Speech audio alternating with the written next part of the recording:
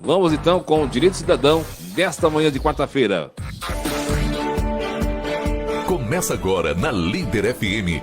Direito do Cidadão, conectando você a seus direitos.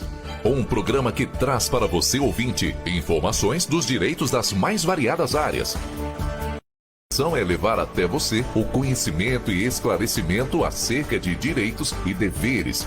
E também à comunidade externa, os temas mais relevantes em termos jurídicos no contexto da cidade, bem como questões retratadas com destaque na imprensa. Está no ar, Direito do Cidadão. Apresentação, doutora Lucinéia Souza. Bom dia, Ivan. Bom dia a todos os ouvintes da Rádio Líder. Hoje nós vamos falar do tema União Estável. Estamos com duas ilustres presenças aqui, a doutora Jaciara Bruno, que é graduada em Direito pela Pontífica da Universidade Católica de Goiás, pós-graduada em Direito Civil e Processo Civil pela Universidade Cândido Mendes, especialista em Direito Público aplicado pela Escola de Magistratura do Paraná, membro da Comissão de Direito Internacional da OAB Goiás, também a doutora Wélida Martins, advogada atuante em Direito Civil e pós-graduada em Direito Penal e Processo Penal. Bom dia, doutora Jaciara, seja bem-vinda. Bom dia, obrigada. Bom dia, doutora. Bom dia. Seja bem-vinda. Obrigada. Doutoras, hoje vamos falar desse tema aí de suma importância, de muitas dúvidas aí dos nossos ouvintes. Sabemos aí que devido à pandemia, muitas pessoas aí, né, com medo aí da solidão e isolamento, acabaram aí, né, começando aí a morar junto, e muitas dúvidas foram surgindo, se já, né, estavam vivendo aí em união estável. Então, assim, uma das perguntas, já, né, para as pessoas já saber, né, a diferença, o que é união estável, quais os requisitos e fazer uma diferença de união estável e casamento. A união estável, ela se caracteriza quando há uma convivência pública contínua e com o objetivo de constituir família. Essa é a principal diferença do namoro para a união estável. A gente fala que no namoro há uma vontade futura de constituir família. Na união estável, essa família já está constituída, né? E quanto aos requisitos, é importante a gente falar que não existe um prazo mínimo para que seja constituída a união estável, contanto que tenha esse objetivo de constituir família, certo? Correto. Doutora, e a gente estava até conversando ali nos bastidores, porque é tão pouca a diferença, né? Igual as doutoras estavam comentando, união estável, namoro qualificado, que foi algo que veio aí no nosso ordenamento jurídico e aí acabou complicando mais um pouco. Eu gostaria que vocês falassem um pouco aí essa diferença, né, de união estável, de namoro qualificado e do próprio casamento. Bom, são institutos muitíssimo parecidos mesmo. Então, como a doutora Jaciara muito bem explanou, a união estável, ela não tem um período específico, só porque tem essa convivência duradoura, permanente e com a intenção de constituir família. No ano de 2015, o STJ, no RESP, ele inovou e foi a primeira vez na jurisprudência pátria que surgiu essa expressão, namoro qualificado. Em que consiste? Parece muito com a união estável, só porque a diferençazinha aí, muito sutil, é que no namoro não há a intenção de construção de família. Então, olha só, na união estável, nós temos que a pessoa vai morar junto, é uma convivência permanente, duradoura, há a intenção de constituir família. No namoro, é aquele meio de caminho ali, só porque não há a intenção de constituir família. E o casamento é o suprassumo da legislação pátria brasileira, né? Nós temos ali amparado pela justiça, com todos os requisitos, e formalizado em cartório e amparado pelo Código Civil e Processo Civil.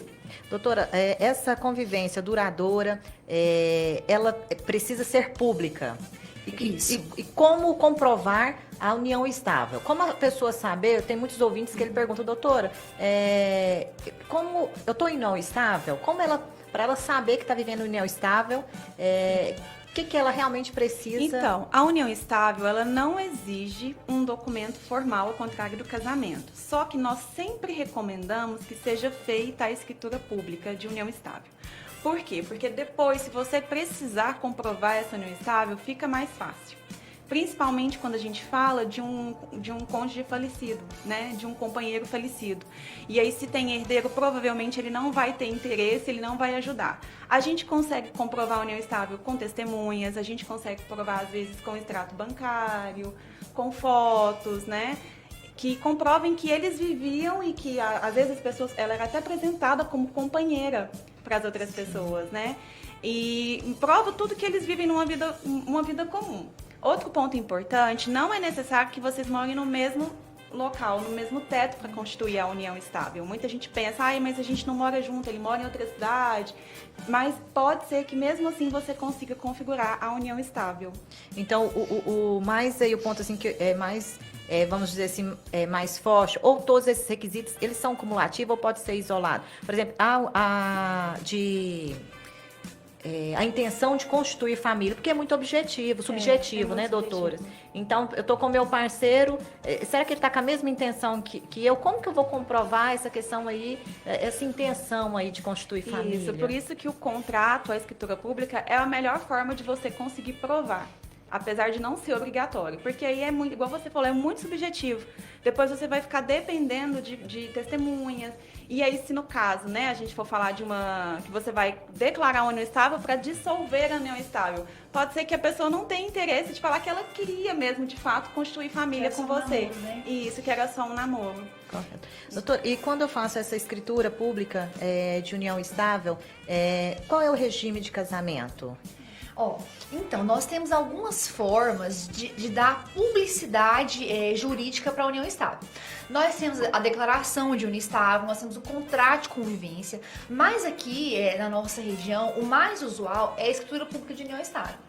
Aí, a grande dúvida que paira no ar, qual é o regime da união estável? Então, vamos lá, eu posso dar um exemplo? Com certeza. Vamos lá, vamos supor que João e Maria conviveram em união estável durante 10 anos. E aí, um belo dia, eles... vamos organizar esse negócio? Vamos colocar os pingos nos is? Se dirigem ao cartório e vão lavrar uma escritura pública de união estável. Só que eles, o que acontece? Antes disso, antes de irem no cartório, eles compraram casa, carro, construíram um patrimônio. Daí, o que acontece? Quando da lavratura da união estável, o que foi adquirido para trás, essa união retroativa, ela é regida, o CNJ fala que é regida pelo regime legal, que é comunhão parcial de bens. Inclusive, é recomendado que, se você, no ato da lavratura da escritura pública de união estável, for escolher outro regime que não seja da comunhão parcial de bens, faça a partilha. Vou dar um exemplo. Durante esse período retroativo que não foi, não estava regularizado, nós escolhemos a comunhão parcial de bens, mas daqui pra frente, vamos colocar a separação convencional? O indicado, e eu acho que o correto, juridicamente falando, é você fazer a partilha daqueles bens, mas sim, é facultativo, gente, você não precisa fazer. Então, respondendo a sua pergunta, é a seguinte: aquele período que não foi regulamentado é a comunhão parcial de bens. Mas a partir da lavratura da escritura pública de união estável, pode sim se escolher um regime diferenciado, só que a união estável retroativa à lavratura do instrumento público é a comunhão parcial de bens, sim, que é o regime legal, que o Código Civil adota. E essa escritura, doutora, para ter os efeitos legais em relação ao patrimônio, as questões patrimoniais e a terceiro, o que deve ser feito? Porque não é simplesmente só fazer a escritura pública e colocar na gaveta. Isso. Então, eu vou dar um exemplo. A gente estava no escritório, chegou um caso do seguinte: o pessoal queria lavar a escritura pública para fins de financiamento. Entendeu? Eles queriam financiar um bem imóvel, então, porque a escritura pública ela pode ser muito ampla. Ela pode ser feita para te incluir num plano de saúde, para fins escolares dos filhos, uma gama de possibilidades. O que a gente indica, principalmente, Jaciara, quando envolve bens? Leve essa escritura a registro à margem do bem, à margem da matrícula. Por quê? Porque no casamento, quando determinado casal é casado e vai vender um bem, você carece, dependendo do regime de bens, da outorga uxória do marital. Não, na união estável, a gente já não tem isso. Então, para você se resguardar, olha, ok, vamos legalizar o negócio, mas se há bens imóveis, o aconselhável a gente aconselha muito fortemente, leve essa escritura, a averbação, a margem da matrícula do bem imóvel, para se resguardar, para garantir. Isso. Porque a pessoa que for comprar, ela, eu já não posso, assim, né, de qualquer jeito, porque aqui tem, né, um companheiro, um convivente que precisa, né, estar ciente dessa compra e venda. Correto. Doutora Jaciara, se houve a venda aí do bem, não houve aí nenhum documento, nenhum contrato, nenhuma escritura que foi feita, e o bem que foi adquirido ali na constância da união estável, aí meu cônjuge vai e vende o bem, né, imóvel, porque o terceiro ali, ele não vai saber, né, se eu sou casado ou não. E se casar, essa dissolução aí, né, do vínculo aí da união estável, essa ex-cônjuge, ela pode entrar com alguma ação requerendo o direito desse bem que foi vendido? Ela consegue desfazer? Então, aí a questão, muita gente não sabe, mas a união estável não altera o seu estado civil. Se você está em união estável, você é solteiro, Não certo? muda. Você não é casado. Correto. Então, muita gente não tem consciência disso. O que acontece? Você pode conseguir reverter isso na justiça, anular a venda, se você provar que o adquirente estava de má fé. Caso ele esteja de boa fé, caso ele não saiba dessa união estável, não estava matriculado, não estava no registro do imóvel essa união estável, dificilmente você vai conseguir anular essa venda. Por isso a importância realmente de ter um documento que vai dar aí, né, realmente uma segurança. Porque não é que ela não vai ter o direito, mas para conseguir reverter é mais dificultoso, ainda mais se o comprador aí, como, né, a doutora bem disse, vai ser de boa fé. Isso, porque a gente precisa preservar, né, o terceiro de boa fé. Doutora, esse caso, o meu companheiro, ele já advenha de outro casamento e não houve aí a separação judicial, o extrajudicial, só está separado de fato. Pode caracterizar a união estável? Isso, perfeito. A gente precisa também lembrar que a união estável, ela só pode ser declarada nos casos que não haja o impedimento do casamento. Então, a gente precisa separar também a união estável do concubinato. O concubinato é aquele que não pode casar e aí ele está numa união estável. Nesse caso, a gente fala que há uma sociedade de fato e caso tenha adquirido os bens, precisa ir para a justiça civil, não para a vara de família, para fazer a dissolução desses bens. Se está separado de fato, então ele pode sim ter a união estável com outra pessoa, certo? Mas precisa sempre lembrar que não pode casar ascendentes com descendentes, colaterais até o terceiro grau, tios, irmãos, linha reta, não pode casar. Ou seja, você também não vai poder declarar uma união estável nesses casos, certo? Então, todos aqueles incisos, aqueles artigos e os incisos impeditivos do Código Civil para casamento, eles se aplicam à união estável. Então, se a pessoa é casada, mas ela não está separada de fato, não vai ser possível declarar a união estável. Eu quero pegar o gancho da doutora Lucinéia. Há muitos casos de pessoas que vivem relacionamentos extraconjugais. Essa situação, a amante no caso, normalmente vive muitos anos, às vezes, um relacionamento extraconjugal. Como que fica essa situação no caso da amante? Doutor, tem muita jurisprudência, eu vou dizer que a gente tem jurisprudência para os dois lados. Tem uma crescente posição hoje no STJ admitindo, mas eles ainda são conservadores, no sentido, a maioria não admite declarar união estável. No direito previdenciário, hoje tem um recurso para ser julgado, a votação está 5-3 a favor da companheira, para ter direito à pensão. Você fala da amante, no caso. Isso, Sim. para ter direito à pensão. No previdenciário, a gente está um pouco mais avançado nesse sentido, né? Então, tem um julgamento independente para o STF decidir se vai ter ou não vai ter direito.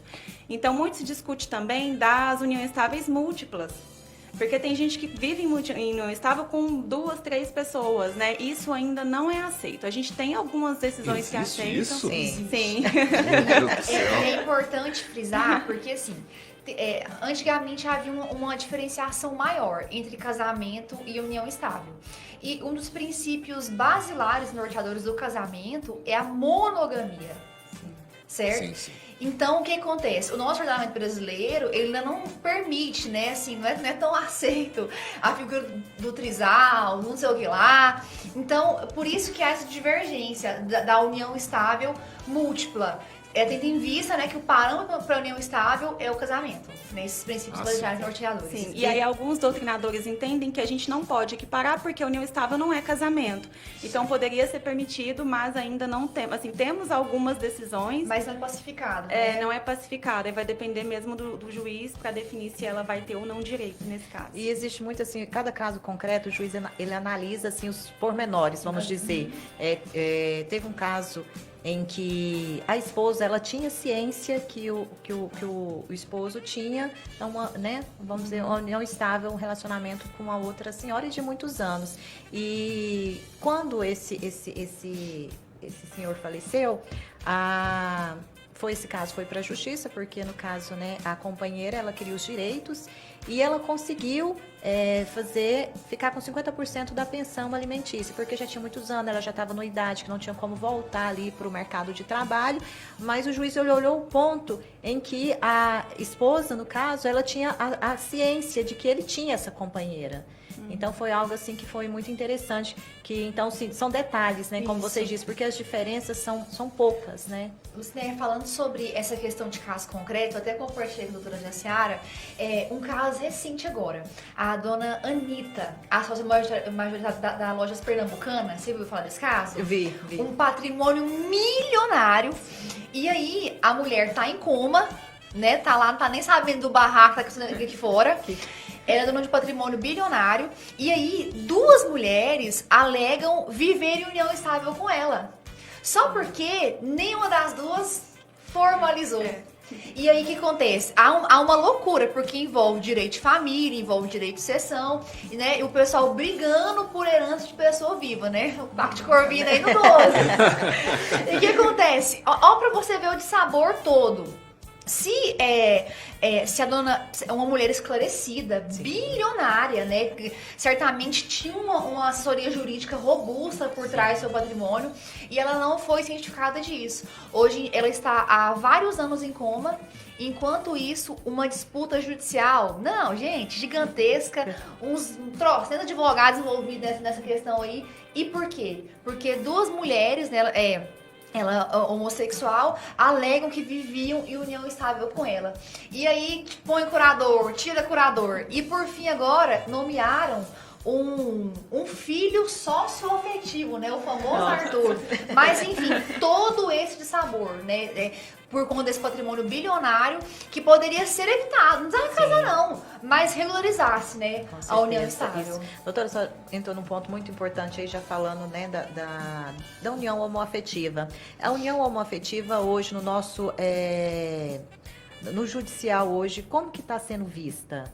Olha, então, os homossexuais, eles tiveram um avanço gigantesco no que tange aos seus direitos pessoais, personalíssimos. Então, hoje em dia, até há poucos anos atrás, os homossexuais não poderiam se casar, mas poderiam constituir união estável. E hoje em dia já caiu por terra.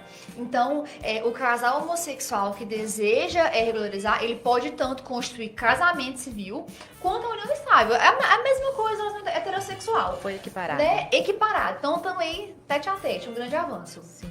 Em relação à pensão alimentícia que a gente vem falando, já nem de outros programas, como que fica a pensão alimentícia em relação à união estável? A cônjuge tem, o ex-cônjuge tem? Na prática, como que funciona? Sim, funciona igual o casamento, né? Tem direito à pensão, tem direito, tanto os filhos quanto a companheira tem direito à pensão, tem direito à divisão dos bens em caso de dissolução, a depender do regime que foi escolhido, né? Se não escolheu nenhum regime, entra no parcial de bens. Caso tenha feito algum contrato previamente, aí tem direito, mas funciona basicamente igual ao casamento. Hoje a gente fala que não existe uma diferença muito clara, além dessa questão do estado civil em estar casado e em estar em união estável. Eu acho que a grande chave da diferença entre união estável e o casamento é porque, assim, juridicamente falando, o casamento ele elege para si um regime, a pessoa pode eleger para si um regime de bem específico. Acho que o brabo da união estável é porque, um exemplo, em caso de morte, em caso dessa dissolução, a pessoa tem que provar. Ó, vamos para exemplos práticos. João e Maria estavam casados no regime da comunhão parcial de bens. Se João falece, automaticamente Maria vai ser meia nos bens, como toda aquela questão. Sim. Já se João e Maria vivessem em união estável e os herdeiros necessários empinam a carroça, como do bom goiano, Sim. vai ter que se provar primeiro o reconhecimento da união estável para depois ela figurar como possível herdeira. Então, o nosso conselho da doutora Josiara gente, casa. Ou então, formalize a união estável, porque a dor de cabeça posterior em caso de dissolução de união estável ou em caso de falecimento dos companheiros é um sabor gigantesco. E algo assim, em caso de morte mesmo, direito sucessório, um inventário poderia, sei lá, durar 1 ano. Se tiver que reconhecer a união estável, isso pode ser uma briga judicial que vai perdurar anos a fio. Né? Então, ainda mais se igual, né, a doutora bem disse aí, se tiver um dos herdeiros aí que realmente tiver o pé atrás aí com a companheira, então aí que vai virar aquela confusão mesmo e a vai gente dificultar. teve o caso da atriz, a Antônia Fontinelli, Sim. que ela acabou desistindo, né, do processo. Sim, porque realmente a burocracia isso. e o desgaste emocional aí também é extremo, né? Isso. E a gente sabe que é pesado. Então, assim, a gente tem que... O seguro morreu de velho, como dizia o bom goiano. Então, regularizem, né? Chega no seu companheiro, no seu parceiro e explica a situação. Eu acho que o combinado não sai caro, não sai caro. E eu acho que a melhor via, o melhor caminho é sim regularizar. Né? Já que não quer casar, o povo tem muito medo de casamento, é um tabu, preconceito. Não, depois que casou, até piorou. É desse jeito. O pessoal tem esse senso comum. Então, assim, o nosso conselho, nessa manhã a gente bate muito essa tecla, o nosso conselho de ética é formalizem. Segurança realmente e evita aí problemas futuros. Justamente. Porque né, a gente não sabe, principalmente nessa questão, o dia que a gente vai embora, que vai chamar a nossa senha. E aí, quando a pessoa acontece aí, né, o evento morte, os problemas que fica aí, né, para a companheira, para os herdeiros, e a gente sabe que realmente é muito complicado. E esse reconhecimento pós-morte, então... É muito desgastante. Porque a doutora, esse processo aí, ela tem que fazer o reconhecimento e, ao mesmo tempo, a dissolução para entrar no inventário? Isso, é porque assim, é igual a doutora Jaciara falou, cada juiz é uma cabeça, Sim. né? Então, há juízes que, quando as provas são muito robustas, ele aceita esse reconhecimento de união estável nos autos inventário. Só porque não é a regra. Geralmente, eles remetem isso para as leis ordinárias para decidir isso lá. Então, enquanto isso, o inventário aqui fica suspenso, ou então, faz-se a partilha resguardando, né, a possível parte da companheira, e depois, se for reconhecido, falando sobre a partilha. Então, assim, é muito cansativo. Muito, muito, muito cansativo mesmo. Então, respondendo a sua pergunta, em caso de inventário, se os herdeiros necessários ou demais herdeiros se opuserem a isso, é feito em outra via o reconhecimento da união estável, depois a dissolução da união estável pelo evento morte e só então a habilitação do inventário. Então, assim, é muito complicado. Igual eu falei pra você, um inventário que poderia durar aí 1 ano pode enrolar anos a fio. Eu gostaria de pontuar aqui sobre o direito previdenciário, se você vê a diferença. Vamos supor que um militar, ele falece e ele era casado. Ele faleceu hoje. Amanhã a companheira pode ir no INSS portando a certidão de casamento e a certidão de óbito e ela vai requerer a pensão. Agora, meu querido, se for união estável, tem que provar, juntar documento. Então, assim, é mais cansativo, mais desgastante. Nesse ínterim, muitas pessoas desistem dos seus direitos, porque não tá, sabe, no ponto de querer desgaste. Então, o caminho certo é regularizar mesmo, de preferência casar. Sim. Doutora, é verdade. Então, se eu vivo em união estável e desejo formalizar aí o casamento com o meu companheiro, há possibilidade? Como eu devo proceder? Há possibilidade, sim. Olha, o nosso conselho é simples. Pegue seus documentos pessoais, o seu companheiro, se dirija a um cartório e no cartório, vamos supor que você tem 10 anos de união estável, um exemplo. peça para constar, né? Isso, olha, fulano de tal, Mariazinha e Joãozinho vive em união estável desde de tal data. E essa escritura pública de união estável serve para isso, sabe? E determina os pontos para que serve. E aí tem casos específicos, olha, serve para... Ela pode ser minha herdeira, pode ser tida como companheira diante de órgãos bancários, judiciais. Então, é simples. Pegue seu companheiro, seus documentos pessoais, se há documento de algum bem que vocês constituíram, se dirijam ao cartório e lavrem a escritura. É coisa, gente, meia hora. Mesmo tendo filhos menores, posso fazer no cartório, doutora? Isso. A escritura, quando há filhos menores, pode ser feito em cartório. O que não pode ser feito em cartório quando há filhos menores é a dissolução. Olha só pra você ver. Então, quando você quer... assim... A lavratura da escritura pública de união estável, ela pode ser feita em cartório sem advogado. Só você vai lá e registra, lavra a escritura pública. Agora, a dissolução, independente, porque quando tem filhos menores ou incapazes, não é possível nem fazer nem o divórcio, nem a dissolução de união estável em cartório. E para a dissolução, especificamente, que é o nosso tema, a dissolução de união estável em cartório, ela carece de advogado. Porque tem que resguardar os direitos de cada parte, né? Então é importante ressaltar isso, que para reconhecer o vínculo, não carece de procurador, mas para dissolver, precisa sim, para resguardar os direitos. Correto. Doutora, em relação a que a gente começou no início da conversa, falando da pandemia, que realmente as pessoas começaram aí, né, doutora Jaciara, a morar junto, e aí houve a confusão aí, se estou em união estável, se é namoro qualificado, e aí tem casos em que, quando a pessoa foi morar com outro, a pessoa já tinha bens. E aí ficou um período ali, porque, como vocês dissem, não tem um prazo aí para constituir união estável. Se eu comecei a morar hoje, eu tenho com o meu companheiro, tenho a intenção de constituir família, é uma relação pública, contínua, duradoura. Se eu separo, aí faço a dissolução em relação à partilha. Se o meu companheiro já tem bens, por exemplo, tem uma empresa, e aí eu fiquei com ele lá um período aí de 2, a pandemia de 3 anos. E aí eu quero finalizar aí esse relacionamento.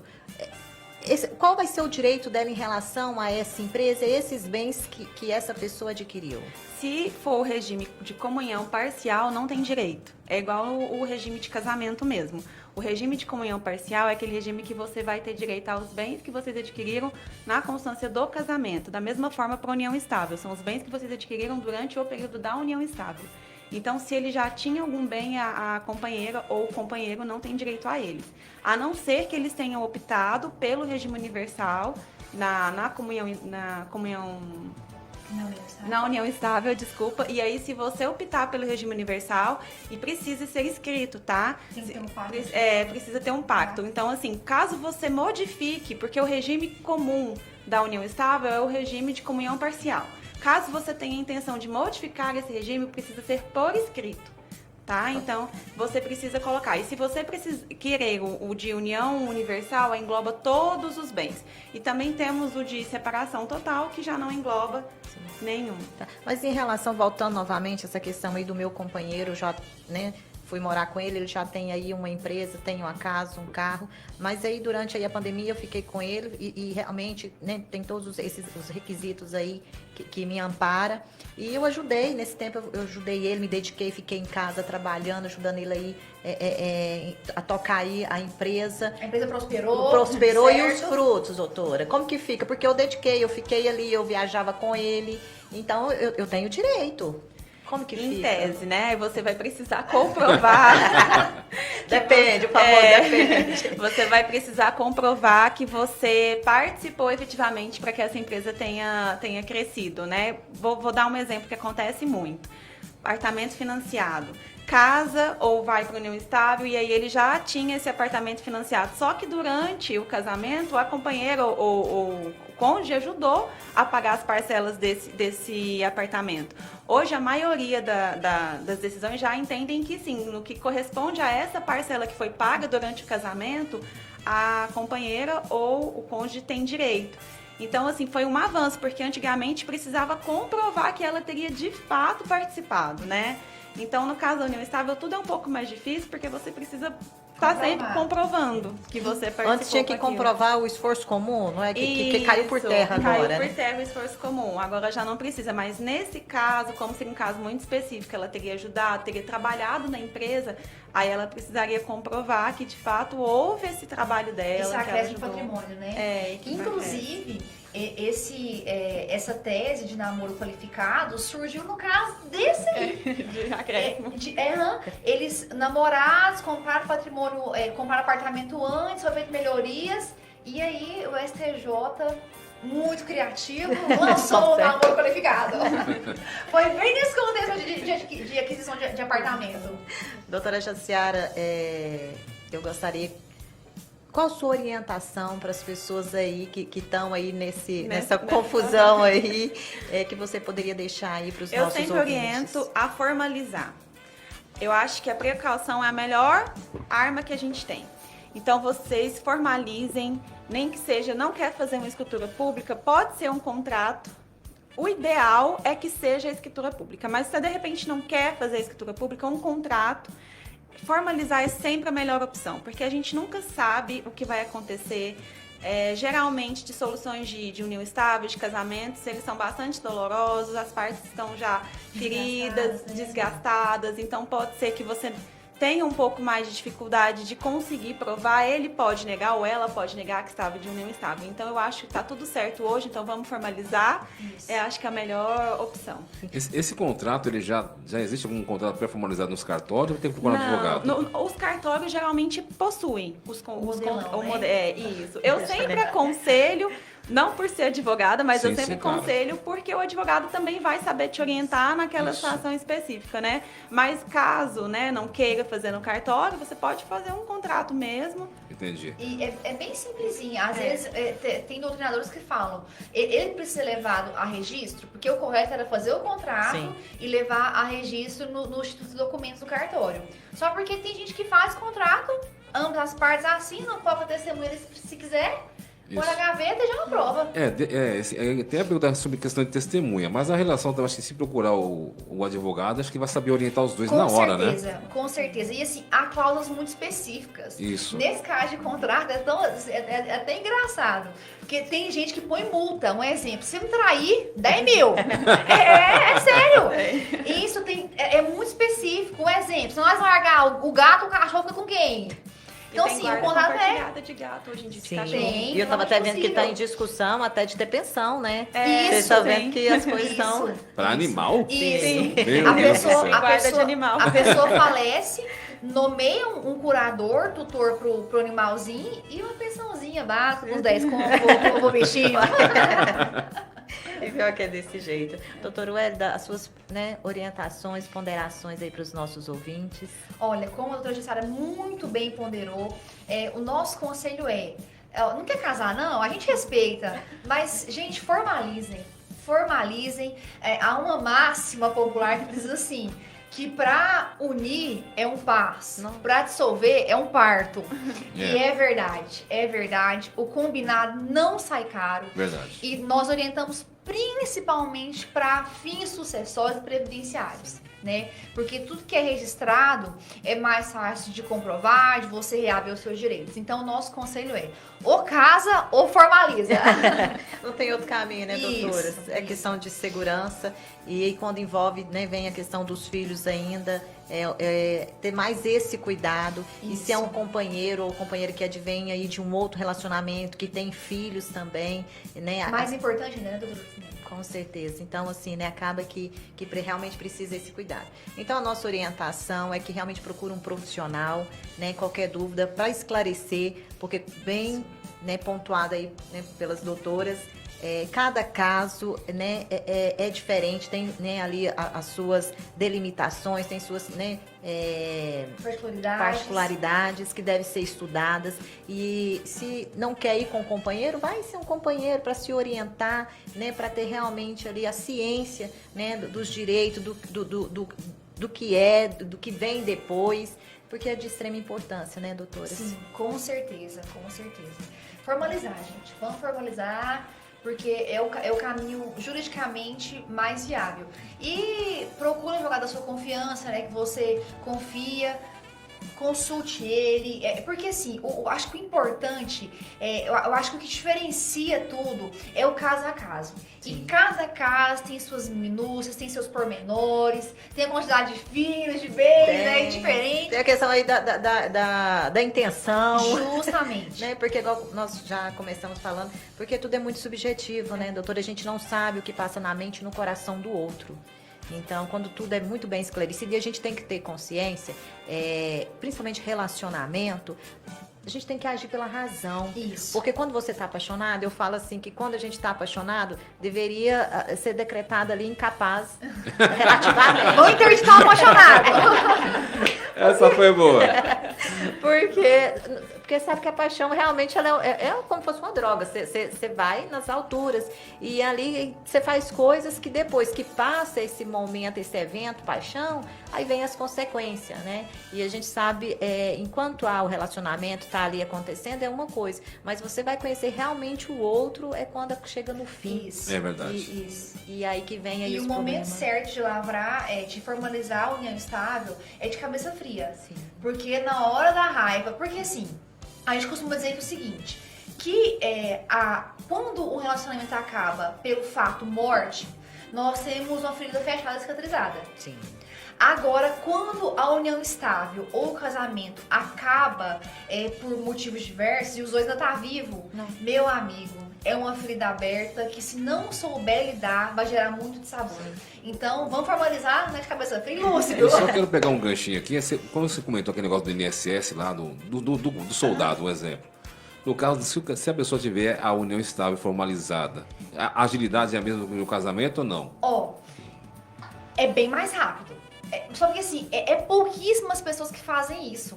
Porque traz um rol lá de possíveis provas, né? A pessoa Sim. pode elencar 3 ou mais e apresentar o INSS. Igual eu falei, o casado, ele levou certidão de casamento de óbito, ok, pensão outro dia na conta, né? Assim, um prazo bem assim, brincando. Mas agora, quem tem a união estável é mais complicado. A escritura pública é uma prova muitíssimo robusta, mas ainda não é a mesma coisa que casamento. Com certeza. Ah, É. certo. E pegando, dando continuidade nessa explicação da doutora, por exemplo, se eu era casado e minha ex-cônjuge, ela pegava a minha pensão porque ela dependia de mim financeiramente e tal, e eu vivo em união estável e aí, né, acabou falecendo, essa pensão vai ser dividida entre a ex-cônjuge e a companheira, Boa doutora? pergunta. Ó, vamos por partes. A pensão, ela pegava a pensão. Não entendi a pergunta. Ela era casado, Certo. né, e ele era casado, o meu companheiro, né, era casado ali documentalmente, Certo. e aí eu vivia em união estável. Certo. Como eu não tinha nenhum documento ali comprovando que eu vivia em união estável, não houve ali o divórcio. Aí morreu, quem vai pegar a pensão é quem tem o documento. Então, a ex-cônjuge, não é ex-cônjuge, na verdade, que ela estava casada, né? Exato. Aí, meu amigo, aí você prepara o bolso, você prepara o tempo, porque é uma discussão. Porque, em tese, quem tem esse direito, se a gente fosse um olhar muito simplista e imediatista do caso, quem tem o direito é a pessoa que está casado. É igual, a Jaciara estava conversando sobre isso. O direito francês, ela estava me explicando, é muito legalista. Muito legalista mesmo. E já o Brasil, existe um ativismo judicial louco, Nossa. então os tribunais legislam muito. Então, se a gente fosse olhar o pé da letra, não quisesse que a companheira recebesse, ou aliás, que ela recebesse, fosse fim ao vínculo, ao casamento. Então aí, até essa menina provar que fosse de pôr na tomada e que ela era companheira, vai dar uma briga judicial boa. E pode chegar aí a ver, então, a divisão da pensão. Totalmente possível. Na verdade, se já estava separado de fato, se ela conseguir provar que havia uma separação de fato, né, que ele só não tinha legalizado ainda, não haverá a divisão da pensão. A questão é essa que eu tinha explicado para vocês, que hoje está no STF para haver um julgamento se é possível essa divisão da pensão. Porque uma pessoa casada, ela não pode constituir uma união estável. Então, se ele estava casado e se ela estava em união estável, na verdade era um concubinato, não era uma união estável. Aí é o que entra, todo esse dissabor. Sim. Porque cada magistrado entende de uma forma e você teria que provar, né, que houve uma separação de fato e que havia uma união estável. Porque Há algumas decisões que acho que a mais célebre delas é uma do Mato Grosso do Sul, de uma idosa, eu acho que inclusive foi o caso que você citou, que foi dividida a pensão, Sim. mas isso é uma coisa muito excepcional. É mais que eu tenho observado também, doutoras, no caso concreto, tem voltado muito para pessoas idosas, né? Que Não tem acontece. condições de ir no mercado de trabalho, né? Isso. Então, o que eu vi na prática, realmente, os casos são mais voltados para essas questões de pessoas idosas, mas igual vocês, né, muito bem pontuado aí, né, cada juiz tem uma forma de pensar, e até você conseguir, né, demonstrar ali que você tem o direito, que você que estava ali, a companheira, existia ali uma separação de fato, quem tem o documento ali, conseguir ir lá no INSS provar, vai ser quem vai pegar ali primeiro a pensão. Porque assim, né? é igual tu já ponderou. Em tese, o direito é da pessoa que é casada. Sim. Né? Ela teria que comprovar essa união estável depois da separação de fato. Então, é todo esse sabor mesmo de comprovação do seu vínculo em união estável. Tá.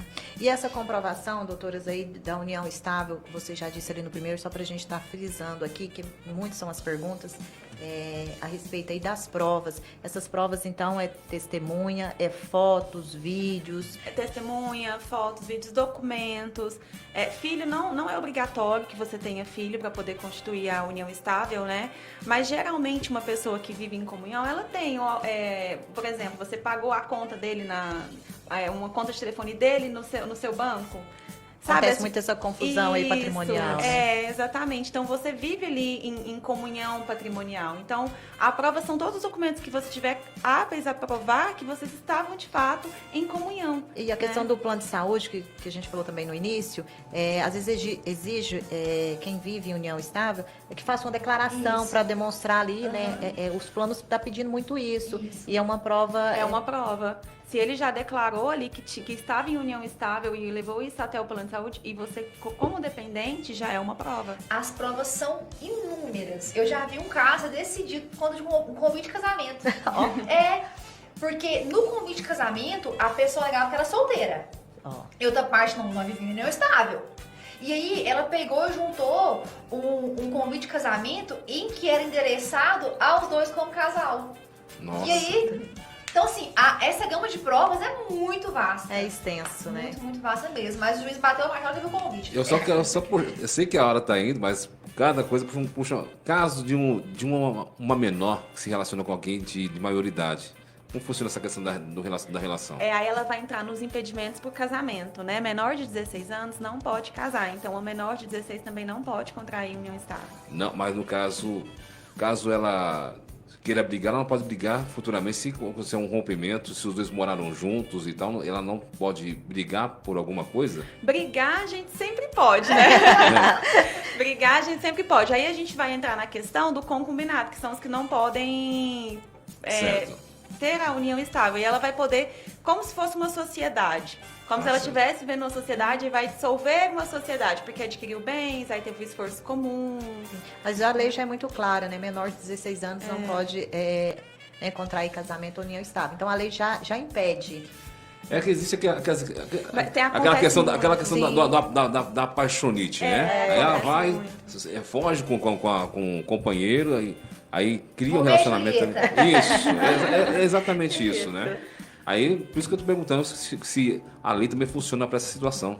Não, aí se ela entrar no impedimento da união estável, ela não vai conseguir declarar. O máximo que ela vai conseguir é ter como uma sociedade, ver os bens que foram adquiridos e ver se consegue a dissolução desses bens. Ou a não ser que tenha filhos, né, no caso. Não, aí no caso dos filhos já vai ter... Não, eu digo assim, se a menor tiver filhos nesse relacionamento ainda menor ainda. Não, o código foi mudado, porque antigamente havia previsão de que você poderia se casar contanto que você estivesse grávida, né? Hoje em dia foi alterado, não há mais essa previsão. Nossa, é muita informação. Muita informação. E outra coisa, vai estudar, minha filha. Pelo amor de Deus. Esse é o melhor conselho, né? Verdade. Doutoras, quero agradecer, doutora Jaciara, doutor Ueda, por esse enriquecimento aí de informações, de orientações aí para os nossos ouvintes. Fique à vontade para deixar a mensagem de vocês. Agradeço imensamente aí a disponibilidade, a atenção e o carinho de vocês aqui para conosco. Muito obrigada pelo convite, obrigada a todos que nos escutaram. Espero que tenhamos esclarecido as dúvidas de vocês e qualquer coisa estamos à disposição. Eu também agradeço muito pelo convite, nós ficamos muito honrados. O direito é apaixonante, existem várias nuances e o nosso conselho é sempre procure o advogado da sua confiança. E é isso, muito obrigada pelo convite, nós estamos muito felizes por estar aqui. Eu que agradeço. Obrigada, Ivan, obrigada a todos os ouvintes, obrigada também. Um abraço à doutora Edilma, nossa presidente da subseção, né, da OAB de Jaraguá. E até quarta-feira que vem, Ivan. Até quarta-feira que vem, se Deus quiser. Gente, então siga o conselho. Case ou formalize esse relacionamento de vocês aí, essa união de vocês aí, pra não dar B.O. lá na frente, beleza? Daqui a pouco eu volto.